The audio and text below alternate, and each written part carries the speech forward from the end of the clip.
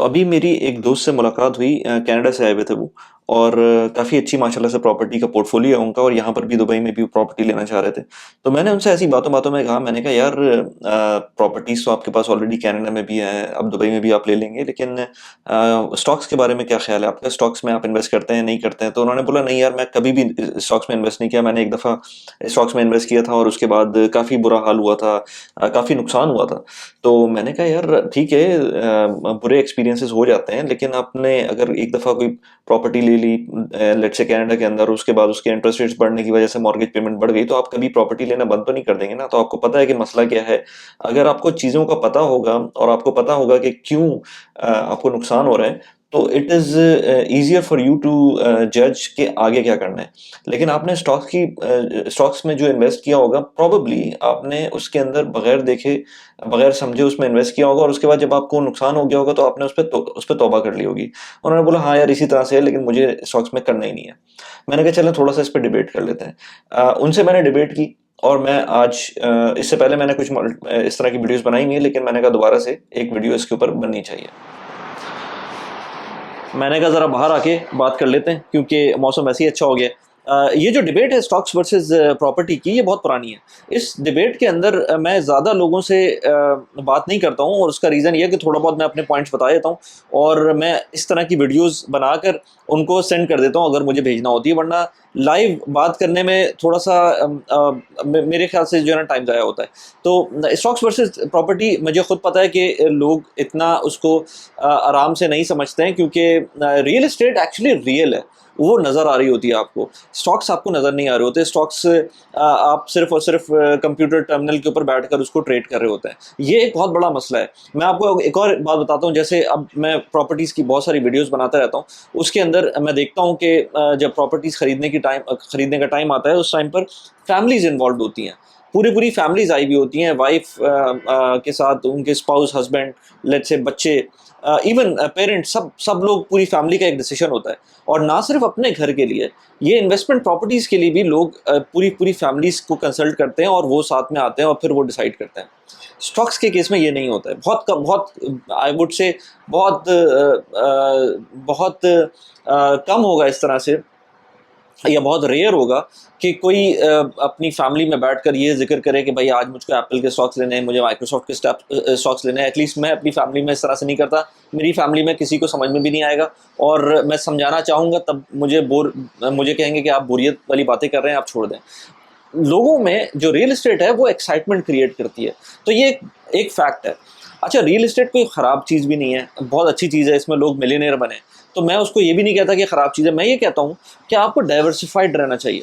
मुझे जब से स्टॉक्स का पता चला है, मुझको बहुत अच्छी एक इन्वेस्टमेंट लगती है स्टॉक्स। और भले आप एक डाउन टर्न के अंदर चल रहे हो, भले भले आप एक बुल मार्केट के अंदर हो, आप किसी भी मार्केट के अंदर हो, आप उसमें से थोड़े बहुत पैसे तो बना ही सकते हैं। और नहीं पैसे बना सकते तो इवेंचुअली जब छोटा मोटा आप उसमें इन्वेस्ट करते हैं तो इवेंचुअली एक टाइम आता है। मैं इवन पाकिस्तान स्टॉक एक्सचेंज पे अभी मैंने रीसेंट वीडियो बनाई थी, पाकिस्तान के इतने बुरे हालात थे, आप थोड़ा थोड़ा इन्वेस्ट करते रहते उसके अंदर, आज आपको उसका रिटर्न मिल जाता। मैं ये नहीं कह रहा कि आपको शायद आज भी बहुत सारे लोग नेगेटिव में ही होंगे जो उन्होंने पहले के स्टॉक्स लिए होंगे, क्योंकि स्टॉक्स पे भी डिपेंड करता है आपने कौन से स्टॉक्स लिए हैं, लेकिन इवेंचुअली आपको कहीं ना कहीं आपको रिटर्न मिलता है और आप बहुत कुछ उसमें सीख चुके होते हैं उस पूरी जर्नी के अंदर। स्टॉक्स की जो सबसे अच्छी चीज़ है वो ये कि आपको ये ट्रेनिंग प्रोवाइड करती है, ये प्लेटफॉर्म प्रोवाइड करती है। रियल एस्टेट के अंदर आपकी एक गलती बहुत ग्रेव मिस्टेक हो सकती है। मैं अगेन बहुत सारे लोगों को ऐसे जानता हूँ जो एक ही प्रॉपर्टी लेके अपनी पूरी ज़िंदगी उसका फिर सोचते रहते हैं कि यार हमने वो प्रॉपर्टी ली थी और उसके साथ ये हो गया वो हो गया। स्टॉक्स के अंदर ऑन द अदर हैंड लोग गलती क्या करते हैं कि वो सारे पैसे एक साथ डाल देते हैं। जो जो न्यूबीज़ हैं, जो लोग नए आ रहे हैं, उनको मेरा मशवरा ये है कि आप हमेशा छोटी अमाउंट से स्टार्ट करें, हर महीने इन्वेस्ट करें। That is the main crux, क्योंकि प्रॉपर्टीज़ के अंदर आप ये नहीं कर सकते। प्रॉपर्टीज़ के अंदर आप हर महीने प्रॉपर्टी नहीं खरीद सकते। ऑफ कोर्स आपके पास बहुत पैसे हो सकते हैं, होंगे तो शायद आप कर भी लें, लेकिन कैश के ऊपर प्रॉपर्टी लेना नामुमकिन सी बात है कि आप हर महीने कोई कैश के ऊपर प्रॉपर्टी ले लें। लेकिन स्टॉक्स के बारे में अगर आप बात करेंगे तो स्टॉक्स में आप ये काम कर सकते हैं। मैं ये कहता हूँ कि ठीक है, प्रॉपर्टी आप लें, प्रॉपर्टी ज़रूर लें और प्रॉपर्टी को जितना आपको एक्सपोजर बढ़ाना है आप बढ़ाते रहें। लेकिन जब तक आप स्टॉक्स में इन्वेस्ट नहीं करेंगे, जब तक आपको ये नहीं पता चलेगा कि स्टॉक्स के अंदर पोटेंशियल क्या है, चाहे वो यूएस के स्टॉक्स हों, चाहे वो पाकिस्तान के स्टॉक्स हों, और अगर आप इंडिया से देख रहे हैं तो आप इंडियन स्टॉक्स हों, कहीं के भी स्टॉक्स हों, स्टॉक्स बहुत ही ज़बरदस्त किस्म का टूल है जो आपको एक एक ज़बरदस्त किस्म के बिजनेस के अंदर आपको इन्वेस्ट करने का, आपको उसके अंदर शेयर लेने का ऑप्शन प्रोवाइड करता है। अगर आप मुझसे पूछेंगे कि स्टॉक मार्केट और रियल एस्टेट की इन्वेस्टमेंट के 3-4 कोई मेजर आप पॉइंट्स बताएं, तो वैसे तो बहुत सारे पॉइंट्स हैं। तो जैसे मैंने कहा कि स्टॉक मार्केट के अंदर इन्वेस्टमेंट करना बहुत आसान है। स्टॉक मार्केट के अंदर आप एक ब्रोकर अकाउंट खोलते हैं। अगर आप पाकिस्तान के अंदर है तो पाकिस्तान के किसी ब्रोकरेज अकाउंट के अंदर अकाउंट खोलकर, ब्रोकरेज फर्म के अंदर अकाउंट खोलकर अपना स्टॉक मार्केट के अंदर इन्वेस्टमेंट स्टार्ट कर सकते हैं। 5,000 रुपीज़ 10,000 रुपीज़ पर मंथ के ऊपर आप इन्वेस्ट कर सकते हैं। 1 साल 1.5 साल तक उसको चलाएं, जब आपको समझ में आ जाए तो और ज़्यादा बड़ी अमाउंट इन्वेस्ट कर सकते हैं। इसी तरह से अगर आप वॉलेटिलिटी की बात करें तो वॉलेटिलिटी में स्टॉक मार्केट बहुत ज़्यादा वॉलेटाइल हो सकती है। आपके पैसे एकदम से 50% डाउन भी हो सकते हैं। अगर स्टॉक मार्केट 3-4-6 सेशन तक नीचे जाती रही तो आपके पैसे वाकई 50% डाउन हो सकते हैं।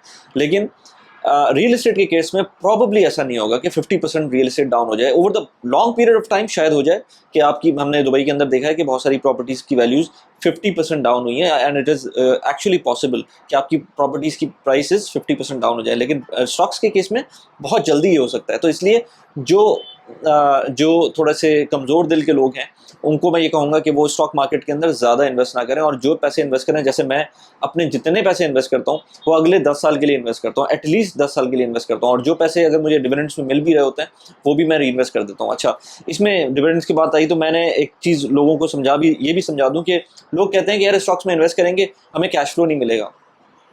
स्टॉक्स में कैश फ्लो बहुत अच्छा मिलता है। इनफैक्ट प्रॉपर्टी से भी अच्छा मिल सकता है कैश फ्लो आपको। प्रॉपर्टीज़ के अंदर आप पाकिस्तान की बात करेंगे आपको 3-4% का रिटर्न मिलेगा। अगर आप लेट से दुबई की बात करेंगे तो हो सकता है इस वक्त आजकल के हिसाब से शायद 6-7% का रिटर्न मिल जाए।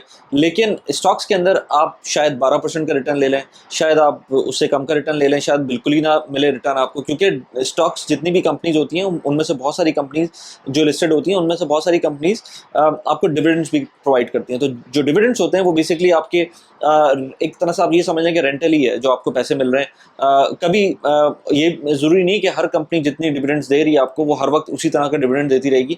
अच्छी कंपनीज वो होती हैं जो डिविडेंड्स को इंक्रीज़ करती हैं। लेकिन पाकिस्तान के अंदर कुछ इस तरह से है कि हम देखते हैं कि सारी कंपनीज उसको फॉलो नहीं करती हैं। लेकिन यूएस के अंदर आपको जो स्टॉक्स हैं वो बहुत सारे स्टॉक्स ऐसे हैं जिनको हम डिविडेंड एरिस्टोक्रेट्स कहते हैं। तो जो डिविडेंड एरिस्टोक्रेट जो स्टॉक्स होंगे वो अपने जो डिविडेंड्स को है वो हर जो क्वार्टर है, महीने का है, साल का है, उसको इसी तरह से बढ़ाते रहेंगे और वो कंसिस्टेंटली बढ़ाएंगे उसको। स्टॉक्स के अंदर इस तरह के ऑप्शंस भी आ गए हैं कि आप रीट्स के अंदर इन्वेस्ट कर सकते हैं। रियलिटी इनकम एक बहुत मशहूर यूएस की रीट है। अगर आप बाय द वे यूएई के अंदर है तो आपके पास 2 प्लेटफॉर्म है, सर्वा का और बराका का, उसके थ्रू आप यूएस के जो स्टॉक्स हैं उनमें इन्वेस्ट कर सकते हैं।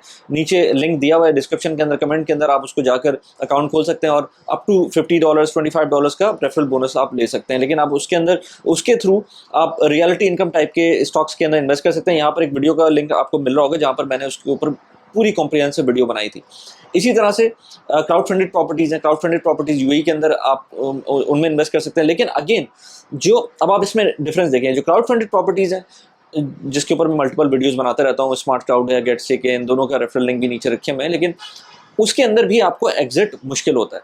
लेकिन जो स्टॉक्स के अंदर आपको रीट्स का ऑप्शन मिलता है, जो कि रियल एस्टेट इन्वेस्टमेंट ट्रस्ट होते हैं, उसके अंदर आपको एग्जिट का बहुत आसान चांस होता है। आप आज स्टॉक लें, कल बेच दें, ऑल्दो कि उसके अंदर शायद आपको फ़ायदा ना हो, लेकिन आप उसको लिक्विड होते हैं, आप उसको बेच सकते हैं। जबकि क्राउड फंडेड प्रॉपर्टीज़ हो गई या फिजिकल प्रॉपर्टीज़ हो गई, उनको इस तरह से ख़रीदना बेचना आसान नहीं है, उसके अंदर कॉस्ट भी इन्वॉल्व होती है। एक और पॉइंट ये है कि जो कॉस्ट ऑफ ट्रांजैक्शन है वो रियल एस्टेट प्रॉपर्टीज़ की बहुत ज़्यादा होती है कंपेयर टू स्टॉक्स। तो आप वही चीज़, लेट से आपने सोचा हुआ है कि 1 लाख दिरहम इन्वेस्ट करने हैं स्टॉक्स के अंदर, और आपने सोचा हुआ है, लेट से हाइपोथेटिकली स्पीकिंग, वैसे तो 1 लाख दिरहम की कोई प्रॉपर्टी नहीं है, लेकिन आपने कहा कि 1 लाख दिरहम प्रॉपर्टीज़ में इन्वेस्ट करना है। अब जो 1 लाख दिरहम आप स्टॉक्स में इन्वेस्ट करेंगे उसकी जो कॉस्ट होगी वो बहुत मिनिमम होगी। I would say less than शायद 0.1%, 2%, इससे भी कम हो शायद। लेकिन जो चीज़ आप स्टॉक्स में इन्वेस्ट करेंगे, जो चीज़ आप प्रॉपर्टी में इन्वेस्ट करेंगे, उसकी जो कॉस्ट होगी, एक्वायरिंग कॉस्ट होगी, वो 6 से 7% तक जा सकती है। 6 से 7% आप अपनी कॉस्ट स्पेंड करेंगे just to acquire the property, जबकि स्टॉक्स की केस में ये नहीं होगा। तो इसलिए बहुत सारी चीज़ें हैं। आई वुड से कि अपने पोर्टफोलियो को डाइवर्स रखें, पोर्टफोलियो के अंदर दोनों चीज़ों को रखें, स्टॉक्स को भी रखें, प्रॉपर्टीज़ को भी रखें। मैंने जब तक मुझे इतनी एनलाइटनमेंट नहीं हुई थी इन्वेस्टमेंट्स के बारे में, मैंने भी प्रॉपर्टीज़ में ही इन्वेस्ट किया था। लेकिन मैंने जिस तरह से जो मेरा पाथ था, वो इस तरह से था कि मैंने स्टॉक्स के अंदर स्लोली एंड ग्रेजुअली, पहले mutual fund and then stocks के अंदर मैं एंटर हुआ था, और स्लोली एंड ग्रेजुअली मुझे समझ में आया था कि स्टॉक्स ज़्यादा बेहतर हैं कंपेयर टू प्रॉपर्टी। मैं अगेन इस चीज़ को करेक्ट कर दूं, मैंने कह तो दिया है कि स्टॉक ज़्यादा बेहतर है, लेकिन उसके बहुत सारे कैविएट्स हैं। तो स्टॉक्स और प्रॉपर्टीज़ को मैं ये नहीं कह रहा कि कौन बेहतर है कौन नहीं बेहतर है, लेकिन मेरा पॉइंट ये है कि आपको दोनों चीज़ों में इन्वेस्ट करना चाहिए। जब तक आप स्टॉक्स में इन्वेस्ट नहीं करेंगे और सही तरीके से इन्वेस्ट नहीं करेंगे, मेरे चैनल को देखते हुए इन्वेस्ट नहीं करेंगे, जब तक आप उसको शायद बुरा समझते रहें। इसलिए मेरे चैनल को फॉलो करें, सब्सक्राइब कर लें चैनल को प्लीज़। मैंने इन्फ्लेशन के ऊपर वीडियो बनाई थी, यहाँ पर उस वीडियो का लिंक लगा दिया। इसके अलावा अगर आपको अपने टाइम को अच्छी तरह से यूटिलाइज करना है, तो यहाँ पर एक बहुत इंपॉर्टेंट वीडियो है जिसको मैंने बनाई थी, उस पर व्यूज़ भी कम थे, लेकिन आप उसको जाके देख सकते हैं। कैसी लगी वीडियो प्लीज़ मुझे बताइएगा। Thanks for watching the video, bye bye.